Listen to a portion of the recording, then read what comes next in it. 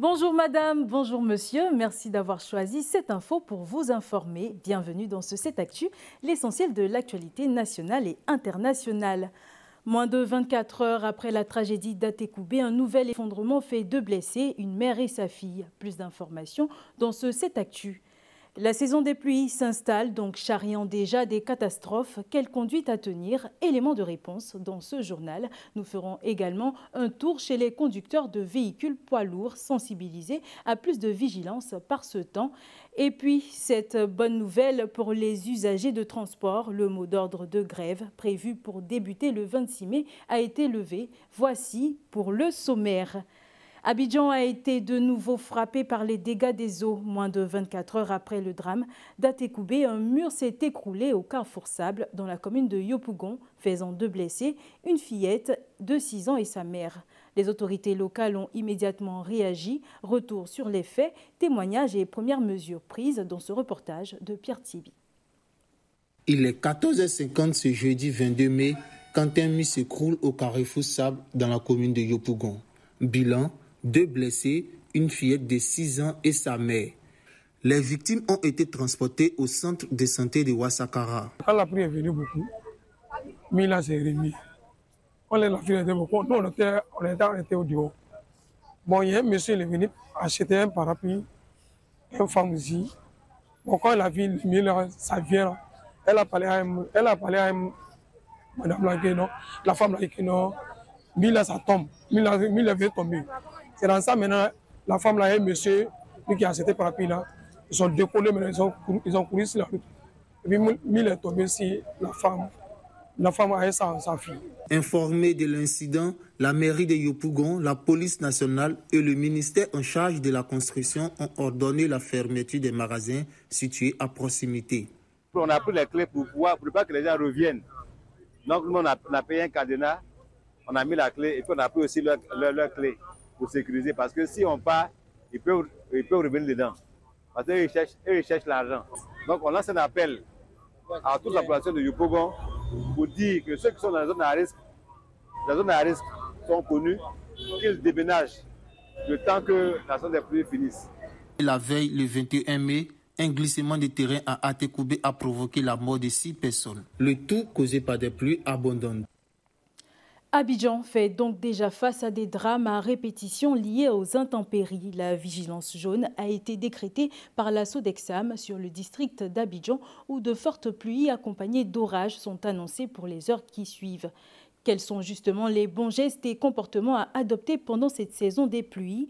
Pour en parler, nous avons reçu dans votre émission cette info le soir du jeudi 22 mai 2025, Fofana Lassina du ministère de l'Hydraulique, de l'Assainissement et de la Salubrité. Je vous propose un extrait de son passage.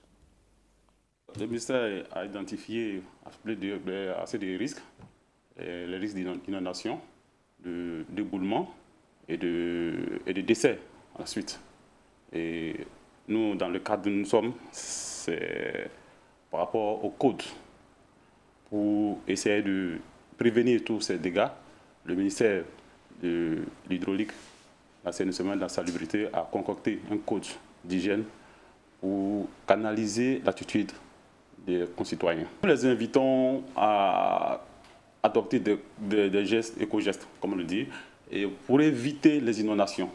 Si les ordures doivent se retrouver dans les caniveaux, il va de soi que ces égouts soient bouchés et que nous assistons à des inondations qui conduisent à des décès, comme on le dit. Donc, pour éviter cela, nous les appelons vraiment à adopter des gestes citoyens pour que Abidjan soit propre. Comme on le dit tout le temps, nous, quand nous sommes chez nous au quartier, on se plaît à dire que Accra est joli, Accra est propre, Kigali est joli, Kigali est propre, mais pourquoi pas Abidjan?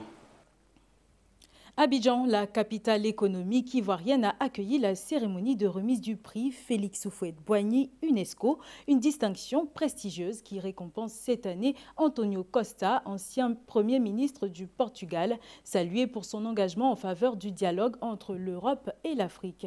Une cérémonie qui a connu la participation du président Alassane Ouattara. À croire qu'Antonio Costa a dans la foulée inspiré le collectif des entreprises de transport de personnes qui a levé le mot d'ordre de grève initialement prévu du 26 au 28 mai prochain. À l'origine de ce mouvement, la contestation de l'assujettissement à la TVA de 18% sur les prestations de transport. Les tensions semblent donc apaisées. On écoute le porte-parole du collectif.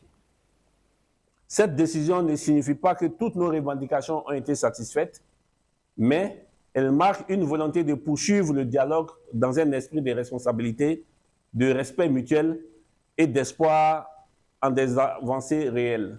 Les autorités ont pris un certain nombre d'engagements, notamment l'arrêt de la distribution des taxations d'office, entre parenthèses TO, par les services des impôts. La promesse d'ouverture imminente des pourparlers entre les transporteurs et le ministère de l'économie pour le traitement de fond de la question de la TVA.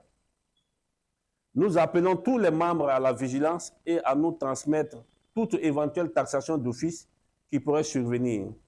Nous restons mobilisés car notre mobilisation a déjà porté ses fruits et nous savons désormais que nous pouvons compter les uns sur les autres. Ces propos ont été recueillis par Pierre Thiebi. Ces chauffeurs ont eux aussi effectivement marqué l'arrêt, mais cette fois-ci pour une séance de sensibilisation.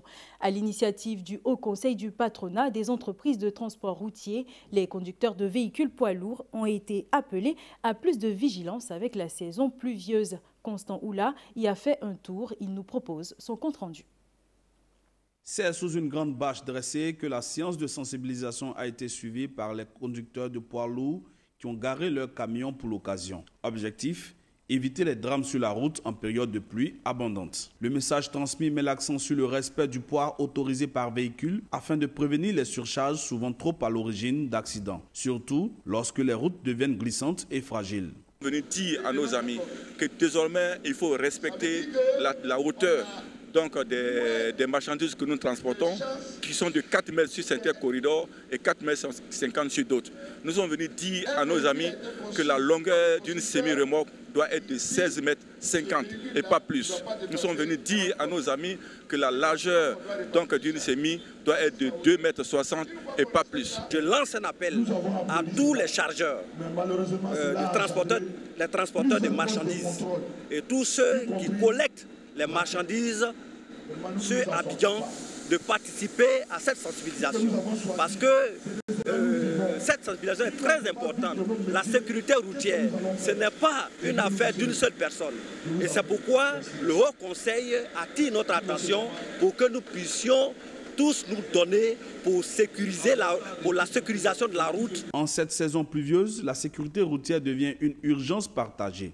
Les conducteurs repartent sensibilisés avec la ferme volonté d'adopter de meilleures pratiques pour préserver les vies humaines et nos routes. Et puis cette information pour clôturer ce journal, le Salon international de l'agriculture et des ressources animales d'Abidjan a ouvert ses portes ce vendredi 23 mai. Quel système de transformation agroalimentaire pour la souveraineté alimentaire en Afrique? C'est le thème de ce rendez-vous international prévu jusqu'au 1er juin. Nous y reviendrons dans nos prochaines éditions. C'est tout pour le résumé de l'actualité. Restez en notre compagnie. L'information continue sur cette info.